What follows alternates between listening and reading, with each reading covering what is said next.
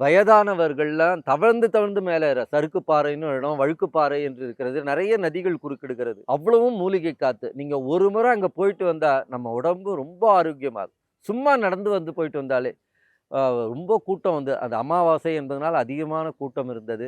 அவசியம் எல்லோரும் சதுரகிரிக்கு போணும். ஒரு முறை ஏறணும். ஸ்ரீவில்லிபுத்தூர்ல ஆண்டாள் அருளையும் பெறலாம். அந்த போனா சுந்தர மகாலிங்கம், சந்தன லிங்கம் என்று 2 லிங்கம் இருக்கிறது. அந்த 3:30 மணிக்கு அந்த அபிஷேகம் ஆரம்பிக்கும். அப்ப சுவாமிக்கு அலங்காரம் பண்ணும்போது தான் நானு நால்வர் காட்டும் நல்வழின்னு பேசினேன். அப்ப இறங்கி வரும்போது சிவநாமத்தை சொல்லிக்கொண்டே இறங்கி வர வேண்டும். அந்த மக்கள் எல்லாம் அப்படி ஒரு ஆறாத காதல். இன்னும் எத்தனை பேர் வந்தாலும் அந்த தெய்வ பக்தியும் நம்முடைய தமிழ்நாட்டிலிருந்து தீர்க்க முடியாது என்பது நிச்சயம். இந்த பாமர மக்கள் எல்லாம் அப்படி இறைவனை அவங்க அப்பா என்று நினைத்து இது பெரிய நிலை அது. அதுபோல அந்த சித்தர்கள் காற்றிலே போவதை பார்த்திருக்கிறார்கள் பல பேர். ஒரு மலை இருக்கும். அந்த மலையிலேருந்து அந்த மலை.